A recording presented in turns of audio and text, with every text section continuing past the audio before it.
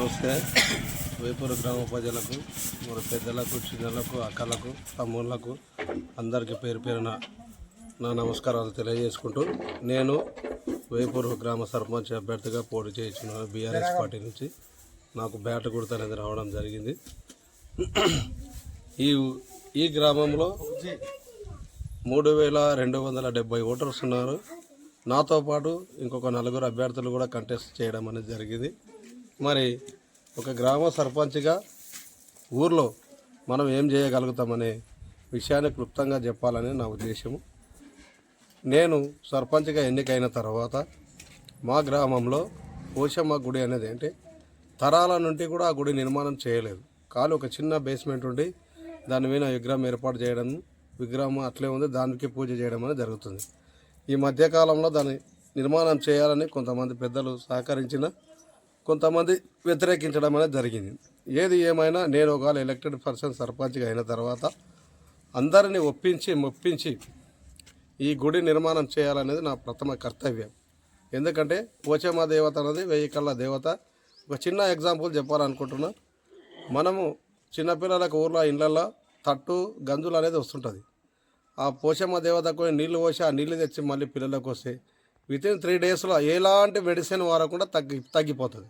అంటే అంత పవర్ఫుల్ ఉన్న దేవత, గ్రామ దేవత. కాబట్టి మొట్టమొదటిగా నా కర్తవ్యంగా పోషమ్మ గుడి టెంపుల్ నిర్మాణం చేసి ఈసారి ఖచ్చితంగా బోనాలు ఆమె చుట్టూ తిప్పాలనేది నా ఆలోచన విధానం. దానికి కూడా నేను గ్రామ ప్రజలకు హామీ ఇవ్వడం అనేది జరిగింది.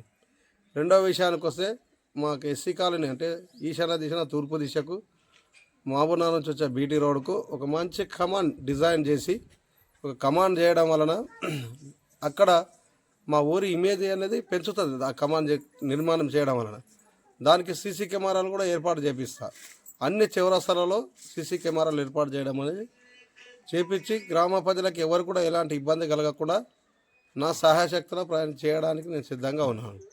మరి అదే కాకుండా ఇంకా కొన్ని 2-3 టెంపుల్స్ ఉన్నాయి. నర్సాపన్ టెంపుల్ కానీ, అచ్చంసౌల దర్గా కానీ, ఈ 2 కూడా చిన్నగా మంటపం ఒక 4 పిల్లర్లు వేసి ఒక మంటపం చేసి దాంట్లో అన్ని వసతులు కల్పించి దాన్ని కూడా బ్రహ్మాండంగా తీర్చిదిద్దాలనే నా ఆలోచన. ఇంకా మెయిన్ ఒక విషయానికి వస్తే, మా ఊళ్ళో పేతాంజనేయ స్వామి టెంపుల్ అనేది ఉంది. అది పెద్దగా మన గుడి నిర్మాణం చేయాలి, మంటపం చేయాలంటే ఒక 60-70 లక్షలతో కూడుకున్న ఖర్చుతో కూడుకున్న వివాదం. కాబట్టి దాన్ని మనం ఏం చేయగలుగుతాం? ఒక సర్పంచ్గా 60-70 లక్షలు ఖర్చు పెట్టి నిర్మాణం చేయలేం. ఏ విధంగా మనం ముందుకోవాలి దాన్ని ఒకసారి నా ఆలోచన విధానం ఏంటంటే, మేము ఊళ్ళో చందలన్నీ చేసి ఒక 3 లక్షలు 4 లక్షలు జమ చేసి ఎండోమెంట్ దేవస్థానానికి మనం డీడీ కట్టినట్లయితే దాని నుంచి మనం ఒక ₹1,00,00,000 80 లక్షలను మనం ఆఫర్ తీసుకొని దాన్ని ఎస్టిమేట్ చేయించి పంపితే మనకు కొద్దిగా ఫండ్ అనేది వస్తుంది. దాని ద్వారా మనం గుడి నిర్మాణం చేయడానికి వీలవుతుంది తప్ప వేరే నిర్మాణం చేయలేం, వేరే రకంగా చేయలేం. ఇక ఈ ఊర్లో పెద్దగా యువత అనేది ఉంది. యువతకు మనం ప్రోత్సహించాలి. ఏ విధంగా ప్రోత్సహించాలి? యువత కాన్సెప్ట్ ఒకటి ఉంది. వాళ్ళు ఛత్రపతి శివాజీ విగ్రహం ఏర్పాటు చేయాలనేది వాళ్ళ కాన్సెప్ట్. దానికి నేను కూడా అగ్రి. దానికి నా సహాయశక్తిలో ఛత్రపతి విగ్రహం పెట్టడానికి నాకు ఎలాంటి అభ్యంతరం లేదు. నేను కూడా నా సహాయశక్తిలో సహాయం చేయడానికి రెడీగా ఉన్నాను. కాకపోతే ఏంటంటే, ఇంకా కొంతమంది నాయకులు ఉన్నారు. మన ఈ యువతకు ఆదర్శం వివేకానందుని ఆశయాలను కూడా కొనసాగించాలి. అది కూడా మన చివరస్తలు ఎక్కడో కొంత ఫైండ్ అవుట్ చేసి అందరితో చర్చించి వివేకానందుని విగ్రహము, అదే రకంగా మహాత్మా గాంధీ విగ్రహాన్ని కూడా ఏర్పాటు చేయడానికి నేను ముందుకు వస్తున్నా. దానికి కూడా నేను ఈ గ్రామ ప్రజలకు హామీ అనేది ఇవ్వడం జరుగుతుంది. ఇది ఒక యువతకు మెసేజ్. ఇంకొక మెసేజ్ కూడా ఇవ్వాలనుకుంటున్నా. ఏంటంటే, పిల్లలకు ఒక గ్రంథాలయం ఏర్పాటు చేయాలి. గ్రంథాలయం ఏర్పాటు చేసి అన్ని రకాలైన బుక్స్ దాంట్లో పెట్టించి ఓ 4 రకాల న్యూస్ పేపర్లు వేస్తే వాళ్ళు ఎక్కడ టైం పాస్ లేనప్పుడు అందులో కూర్చొని చదువుకునే అలవాటు పడతారని నా ఉద్దేశం. కాబట్టి ఖచ్చితంగా గ్రంథాలయం ఏర్పాటు చేసి ఆ బిల్డింగ్ కూడా కన్స్ట్రక్షన్ గ్రామ పంచాయతీ నిధులతోనే కన్స్ట్రక్షన్ చేస్తానది నా కాన్సెప్ట్. అదొకటి. ఇంకా ఊళ్ళో సామాన్య పీపుల్ ఏం కోరుకుంటారు, సామాన్య ప్రజలు ఏం కోరుకుంటారు, గ్రామ సర్పంచ్ నుంచి ఏం ఆశిస్తారు అనే విధానానికి వస్తే ఎక్కడ కూడా వాళ్ళు ఏది నాకు ఇది కావాలి అది కావాలి అనేది ఏమి ఉండదు. వాళ్ళకు నీళ్లు, లైటు, మోరి ఈ శుభ్రంగా ఉంచితే చాలు. నీళ్ళు ఎనీ టైం నీళ్ళు వచ్చేటట్టు చూడాలి.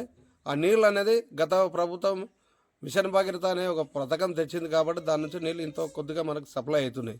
మనకి ఎప్పుడు ఇబ్బంది అవుతుంది? ఏదన్నా మనం ట్యాంకులను కడిగినప్పుడు కానీ లేకుంటే మోటార్ కాలిపోయినప్పుడు కానీ కొద్దిగా ఇబ్బంది అవుతుంది. మా వద్ద ఆల్టర్నేటివ్ బోర్లు అనేటివి ఉన్నాయి. గతంలో ఉన్న బోర్లు ఆల్రెడీ పనిచేస్తున్నాయి. దానిలో కూడా ట్యాంకర్ కనెక్షన్ ఇప్పించి అక్కడ నీళ్లు రావని మనకు మెసేజ్ ముందు వచ్చిన రోజే ఈ మోటార్ ఆన్ చేసి ఈ యథావిధిగా నీళ్లు ఎక్కడ కూడా బంద్ కాకుండా అందరికి సప్లై చేసేటట్టుగా చూస్తా. రెండవది వచ్చేసి లైట్లు గత పాలకులు గత సర్పంచులు ఏం చేసేదంటే సంవత్సరంకి ఒకసారి 6 నెలలకు ఒకసారి తెచ్చి లైట్లు కొనేసేది. నేను ఆ విధంగా కాదు. మా ఊర్లో యువత ఏం చేసింది, మన ఊరు మన బాధ్యత అనేది ఒక గ్రూప్, వాట్సాప్ గ్రూప్ క్రియేట్ చేసిండు.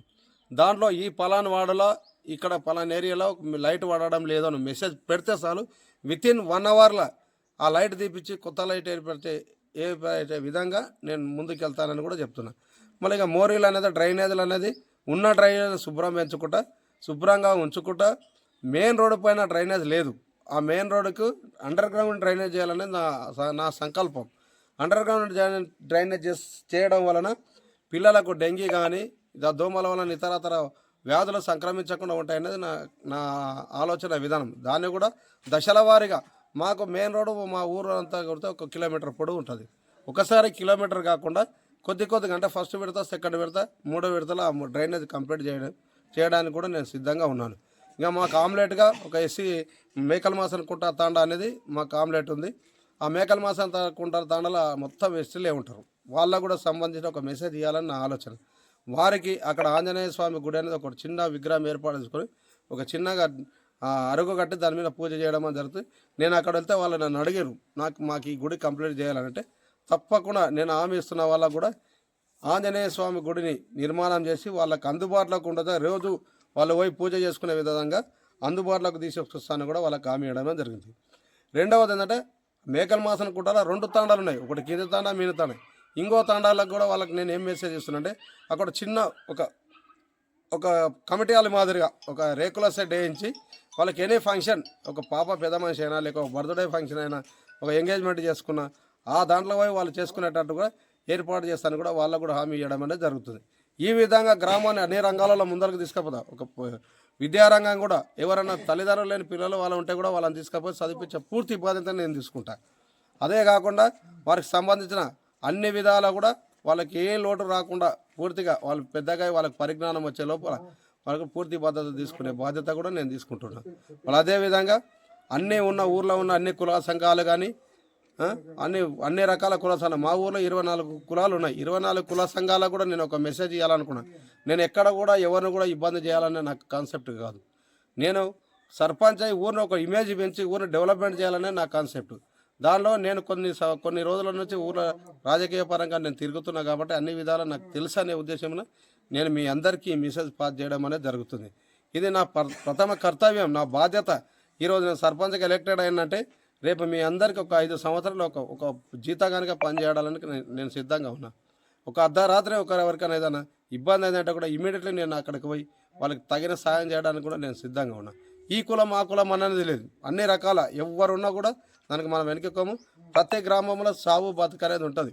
దానికి కూడా సంబంధించింది ఏదైనా ఉంటే వాళ్ళకి ధైర్యంగా నేను వెనుక ఉండి అన్ని రకాలుగా సహాయ సహకారాలు అందించి వాళ్ళని కూడా ఆదుకుంటానని కూడా చెప్పడం అనేది జరిగింది. ఈ విధంగా అన్ని రంగాలలో మన ఊరిని డెవలప్ చేసి ఒక మెసేజ్ అందరికీ, ఒక యువకుడు సర్పంచ్ అయితే ఎట్లా ఉంటుందనే దాని మీద నేను చూపించాలని నాకు ఉద్దేశం. కాబట్టి మీరు కూడా తప్పకుండా గ్రామ ప్రజలకు నేను కోరేది ఒకటి, మీరందరూ ఎవ్వరు కూడా ఇదో చెప్తుంటారు, అవన్నీ నమ్మకండి.